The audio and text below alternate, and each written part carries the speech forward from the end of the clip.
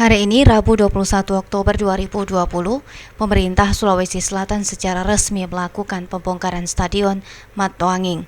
Gubernur Sulawesi Selatan Nurdin Abdullah mengatakan pembongkaran stadion sekaligus markas PSM Makassar ini akan dikerjakan selama 60 hari atau hingga 2 bulan ke depan. Nurdin berharap pembongkaran stadion tersebut akan berjalan sesuai dengan jadwal sehingga groundbreaking atau tahap awal pembangunan dapat segera dilakukan. 2 bulan insya Allah bisa diselesaikan ya, dan kita lanjutkan pembangunan fisik.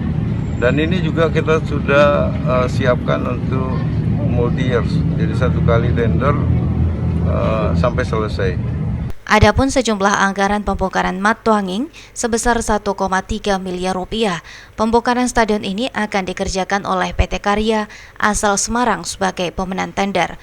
Pertama pembongkaran bagian atas, yaitu atap, lalu kita ke komponen-komponen koseng apa semua. Yang terakhir untuk pembongkaran seluruh bangunan itu digunakan alat berat. Jadi kita gunakan alat berat, di samping juga gunakan tenaga manual. Tridewanti, Fajar TV dan Fajar Radio melaporkan.